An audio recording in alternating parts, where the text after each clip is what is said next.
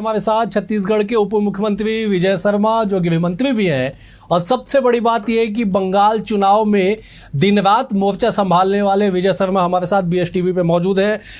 विजय शर्मा जी, बहुत स्वागत है आपका। सबसे पहले कि बड़ी बधाई आपको, बड़ी बधाई इसलिए क्योंकि बड़ी जीत बीजेपी को दिलाने में आपने भी अपनी भूमिका निभाई। जानना चाहेंगे विजय जी आपसे, समझना चाहेंगे कि विजय शर्मा की भूमिका क्या थी इस बंगाल चुनाव में। और आपका मेरी भूमिका राम सेतु के निर्माण में जो भूमिका गिलहरी की थी, बंगाल के इस चुनाव परिणाम में मेरी भी भूमिका वैसी ही थी। और सारे ही कार्यकर्ताओं ने यहाँ अथक परिश्रम किया है। भाजपा के कार्यकर्ताओं की मेहनत पर, बंगाल की जनता के इच्छा पर ये बड़ा परिणाम हम सबके बीच में है। कितनी चुनौती थी, क्योंकि 15 साल से बीच वहां पे TMC की सरकार, उससे पहले 35 साल तक लेफ्ट की सरकार। चुनौती कितनी बड़ी थी और उन चुनौतियों को कैसे पार पाया? क्या ऐसी रणनीति थी कि बवंडर के साथ 206 सीटों के साथ आप बंगाल में सरकार में आ गए? जी, चुनौती इतनी बड़ी थी कि सबके ये कहने के बाद, सारे एग्जिट पोल के कहने के बाद, सारे लोगों के कहने के बाद भी कि स्पष्ट सरकार बन रही है, मन नहीं मान पाता था। ये नहीं समझ में आता था कि वाकई इतनी बड़ी सरकार ऐसे बन पाएगी।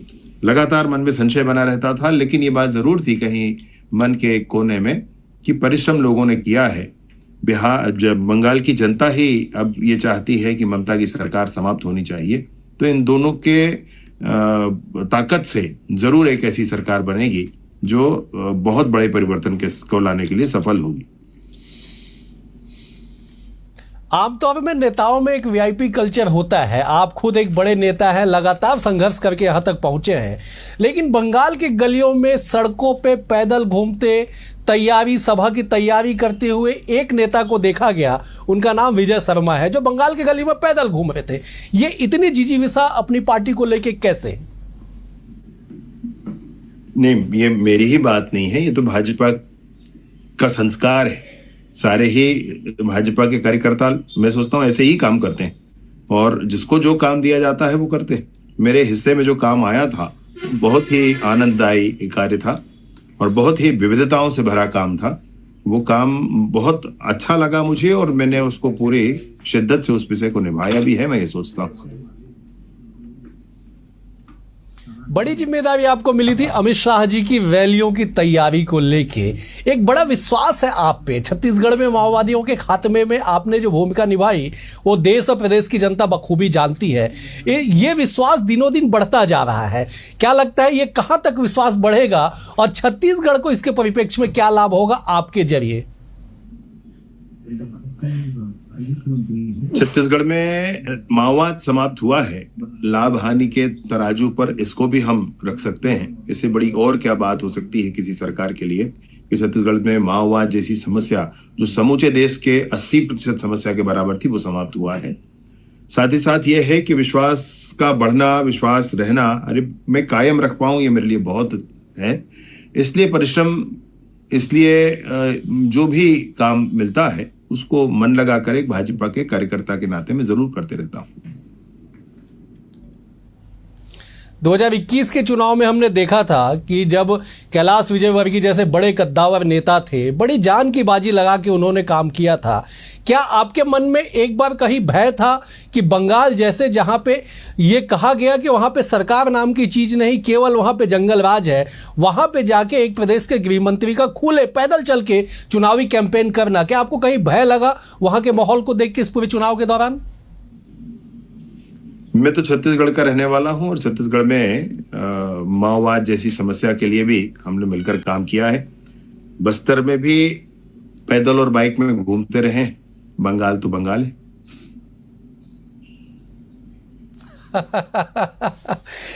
ममता दीदी हो या फिर उनके पार्टी के लोग हो, एक से एक बढ़ के बयान आए। धमकी दिया गया सीधे मंच से कि 4 तारीख के बाद देख लेंगे। क्या कुछ उसका असर हुआ मनोबल पे आप लोगों के? भाजपा के कार्यकर्ताओं के मनोबल पर इस बात का क्या असर होगा, मैं इस बात को लेकिन जरूर कहना चाहता हूं कि जो बंगाल के सड़कों में, गलियों में एक आवाज गूंजती रही कि ममता दीदी के गुंडे वो भर से बाहर ना निकले, वरना उल्टा लटका कर सीधा कर दिया जाएगा।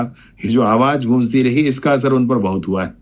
पिछले विधानसभा चुनाव में 60 हत्याएं यहां हुई थी, इस विधानसभा चुनाव में कोई हत्या नहीं हुई। इसमें इलेक्शन कमीशन ने, सेंट्रल फोर्सेस जो काम किया तो वो किया ही, एक राजनीतिक संकल्प ने भी बड़ा काम किया है। माननीय अमित शाह जी की ये हुंकार उन सबके कानों में लगातार गूंजती रही है। अब चुनौती क्या, क्योंकि आपने बंगाल को बेहद करीब से देखा समझा, अब कहते हैं कि बड़ी चुनौती है। आप लोगों ने चुनावी दावे वादे तो किए, उन चुनौतियों को धरातल पे कैसे पूरा कर पाएंगे? ये चुनौती सच में बड़ी है। लोगों को, कार्यकर्ताओं को, आम जनता को बड़े बदलाव की दरकार है और इसलिए राजनीतिक संकल्प की भी बड़ी आवश्यकता है। वैसे ये सरकार बनी है बड़े संकल्प के साथ। हमको इस बात को सर्वप्रथम सुनिश्चित करना है कि घुसपैठ के लिए, रोकने के लिए जो आवश्यक भूमि सेंट्रल फोर्सेस को दिया जाना है उसको समय पूर्वक दे दिया जाए, जिससे उस पर काम शुरू हो सके। और दूसरी अन्य बातें, वह भी सब कुछ हमको रोकना है। बहुत से काम है जो पश्चिम बंगाल में को करना है। आने वाले समय में ये यहाँ पर बनने वाली सरकार इस काम को जरूर आगे बढ़ाएगी, ये पूरी उम्मीद है। कल देश के प्रधानमंत्री जब संबोधित कर रहे थे बीजेपी मुख्यालय से, तो उन्होंने कहा कि पहली कैबिनेट की बैठक में बंगाल में आयुष्मान योजना को लागू किया जाएगा। मुझे याद आ रहा है 2023 में जब छत्तीसगढ़ में आप लोगों की सरकार बनी और पहली कैबिनेट की बैठक में आप लोगों ने जब प्रधानमंत्री आवास योजना को स्वीकृति दी, कमोबेश वही स्थिति बंगाल में दिखेगी। ये पैटर्न है जनता के किए वादे को पूरा करने का, या चुनाव के बाद अपने आप को साबित करने की बात है? ये पहला संकल्प आपका क्या है और कैसे उस पर आप काम करते हैं, ये बड़ा महत्व का विषय है। जिस तरीके से छत्तीसगढ़ में जब चुनाव हुआ था उस समय 18 लाख लगभग लोग, जिसमें 2011 की सर्वे सूची थी आवासहीनों की, आवास प्लस की सूची थी, सीएम आवास की सूची थी और अन्य जो पुराने आवास स्वीकृत थे उनके अन्य किस्तों की सूची थी। इनको मिलाकर के 18 लाख आवास जो दिए जाने थे, जिसको पिछली सरकार रोक कर बैठी थी, उसको पहले कैबिनेट के पहले प्रस्ताव में दिया जाएगा, ये वादा था, उसको पूरा किया गया है।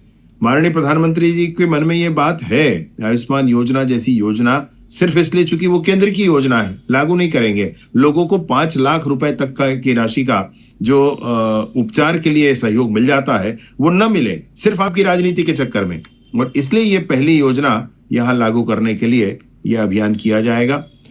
शीघ्र सरकार बनेगी और पहले कैबिनेट में ही उसको पास किया जाएगा। 50 सालों तक वहां लेफ्ट और टीएमसी की सरकार थी। क्या आपको लगता है कि बीजेपी को कितना वक्त चाहिए बंगाल को सोनार बांग्ला बनाने के लिए? जो आप लोगों ने स्लोगन दिया, कितने साल का वक्त लगेगा? क्योंकि आप लोग ही कहते हैं, तमाम विश्लेषक कहते हैं कि बंगाल देश के अन्य राज्यों से विकास के मामले पे, लॉ एंड ऑर्डर के मामले पे, कई ऐसे मामलों पे काफी पिछड़ा हुआ है।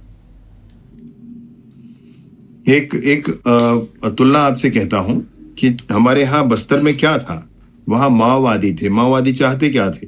वो चाहते थे कि बंदूक की नली से सरकार बने, हिंसा के माध्यम से सरकार चलाना, हिंसा के माध्यम से आम जनता को नियंत्रण करना, हिंसा के माध्यम से लोकतांत्रिक प्रक्रिया को समाप्त करना। इसका दूसरा फॉर्मेट आपको बंगाल में देखने को मिल जाएगा, चाहे वो सीपीआई की सरकार रही हो या टीएमसी की सरकार रही हो। यहां पर भी कोशिश यही की गई कि हिंसा के माध्यम से नीचे तक लोगों को नियंत्रित किया जाए, किसी तरह से लोकतंत्र को अधिकृत कर लिया जाए, उसको नियंत्रित कर लिया जाए। यही प्रक्रिया यहां पर भी रही। हिंसा को बड़ा हथियार बना करके इन पार्टियों ने काम किया। मैं निसंदेह ये कहना चाहता हूं कि ये जनता के मन में पहले से ही ये भावनाएं थी, परंतु जनता उसको कभी आगे कर ना पाई, क्योंकि इतनी भयंकर हिंसा होती थी कि लोगों को परेशानी होती थी। प्रशासन भी उस समय ऐसा नहीं होता था जो जनता के साथ रहे। परंतु भाजपा की सरकार में बहुत स्पष्ट है कि प्रशासन कानून के हिसाब से चलेगा, किसी व्यक्ति के हिसाब से नहीं चलेगा। भाजपा ये बात मानकर अपनी सरकारें चलाती है कि राज किसी व्यक्ति, किसी संस्था का नहीं होगा, राज कानून का होगा। तो जो कानून बना है उसके आधार पर सरकार चलेगी। एक व्यवस्थित और लोकतांत्रिक प्रक्रियाओं, लोकतांत्रिक मूल्यों का सम्मान करने वाली सरकार चलेगी। बड़े आरोप लगे इस चुनाव में बीजेपी पे कि साहब आप लोग ममता वर्सेस ऑल में सीबीआई का नाम लिया गया, इलेक्शन कमीशन का नाम लिया गया, सारे तंत्र का नाम लिया गया। इस नैरेटिव को क्या जनता ने स्वीकार किया? और सवाल यह कि ऐसा नैरेटिव क्यों बनाया जाता है विपक्षी दलों के द्वारा? 2021 के चुनाव में भी यही आरोप लगाए गए, तब उनकी सरकार बन गई तो उनको सब ठीक लग गया। इस चुनाव में भी यही आरोप लगाए गए, लेकिन इस चुनाव में मैं आपको बताऊं कि ये चुनाव ममता और बंगाल की जनता के बीच का चुनाव था। बंगाल की जनता स्वयं ही सरकार को उखाड़कर फेंकना चाहती थी और भाजपा के कार्यकर्ताओं ने धरातल पर उतरकर पसीना बहाया। ये पूरी कोशिश की कि बंगाल की जनता के मनोभाव का जो मनोभाव है उसको मतदान पेटियों तक पहुंचाया जाए। ये पहुंचा भी और उसका परिणाम हम सब सामने देख रहे हैं। तो पहले भी उन्होंने आरोप लगाया, लेकिन उनकी सरकार बन गई तो सब उन्होंने मान लिया कि ठीक हो गया। अभी भी उन्होंने वही आरोप लगाए हैं, अभी जनता ने निर्णय कर दिया है। अब ये सब कहना ये जनता के निर्णय का अपमान है, ये इनको समझना पड़ेगा। इसी में एक और आरोप ये लगे कि एसआईआर का दुरुपयोग किया गया बंगाल में मौजूदा सरकार के खिलाफ। तंत्र ने, बीजेपी ने, सेंट्रल ने पूरी ताकत लगाई कि ममता को कमजोर किया जाए, टीएमसी को कमजोर किया जाए। इसलिए चुन चुन के उन क्षेत्रों के नाम काटे गए जहां पे टीएमसी को बढ़त मिलती थी। मुझे बताएं आप, एक व्यक्ति का एक स्थान से अधिक स्थानों पर नाम नहीं होना चाहिए। एक व्यक्ति जो दुनिया में नहीं रह गया है उसका नाम नहीं होना चाहिए। एक व्यक्ति जिसका स्थानांतरण हो गया है उसका नाम नहीं रहना चाहिए। एक व्यक्ति जिसका कोई बेस ही नहीं मिलता है पुराने वर्षों में, 15-20 साल पहले, ना उसका चाचा, मामा, काका, नाना, फूफा, भाई, बंधु कोई नहीं है, वो कहां से यहां पर आ गया? अगर ऐसे लोगों के नाम कटे हैं तो क्या गलत हुआ है? ऐसे ही लोगों के वोट बैंक बना करके, यहां फर्जी मतदान करा करके बंगाल की जनता का दमन करने के लिए सरकारें बना करती थी। ऐसे ही सरकार को तो जनता ने उखाड़ कर फेंका है। इसमें एसआईआर का क्या मामला था? एसआईआर तो सिंपल है ना, ऐसे ही लोगों के नाम काटना और नए नाम जोड़ना, यही तो एसआईआर था। अब एसआईआर का विरोध क्यों करना? क्योंकि आपने घुसपैठ कराकर वोट बैंक बना रखा है। कहा यह जा रहा है साहब कि जय श्री राम का नारा जो आप लोगों ने दिया तो हिंदू वोटों का पोलराइजेशन हो गया, इसलिए बीजेपी अपर हैंड पे आ गई। बाकी दावे और वादों में उतनी बातें नहीं थी जितना आप लोगों ने वोटों को पोलराइजेशन करने में आप कामयाब हुए।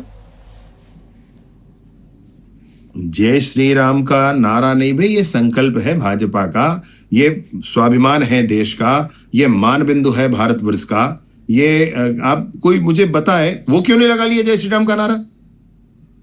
उन्होंने क्यों नहीं लगा लिया भाई? कोई मना है भगवान का नाम हम ही लेंगे, वो नहीं लेंगे? कोई मना है कि जय भारत माता की जय हम बोलेंगे, वो नहीं बोलेंगे? कोई मना है कि जम्मू कश्मीर भारत का अंग है, ये हम ही कहेंगे, वो नहीं कहेंगे?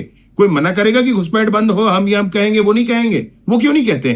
कहें, हमने कहा मना किया? अभी उनको काबा मदीना से फुर्सत नहीं है ना भाई, उनको तो जाना है वहां पर। अभी भेज भी दिया जाएगा कि भाई जिसको जाना है वो चला जाए। बंगाल की जनता बड़ी उम्मीदों से आप लोगों की तरफ अब देख रही है कि जो वादे और दावों के साथ अब आए हैं, बंगाल की जनता की उम्मीदें कितनी पूरी होगी? सरकार संकल्पों के आधार पर चलती है। ये जो सरकार बनी है, ये सरकार भी उन अपने वादों को पूरा करने के लिए प्राणपण से काम करेगी, बनने वाली सरकार।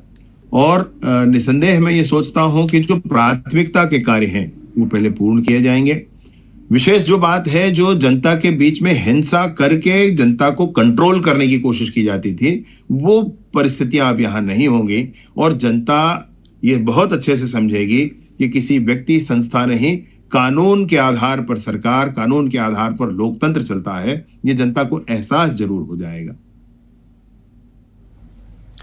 मातृशक्ति की क्या भूमिका थी इस पूरे चुनाव में? आपने बेहद करीब से बंगाल की गलियों को देखा, समझा। मातृशक्ति कहां थी? मातृशक्ति के मन में क्या चल रहा था? इसके बाद इसी से जुड़ा एक सवाल मैं लूंगा मातृशक्ति से आप पे। बंगाल में एक घटना हुई थी, आपको ध्यान होगा, 2024 में। और उस घटना में जिस बहन के साथ जो अत्याचार हुआ था, बाद में अभी उनकी माताजी को भाजपा से टिकट देकर के चुनाव के मैदान में उतारा गया था। वो पूरे ही बंगाल के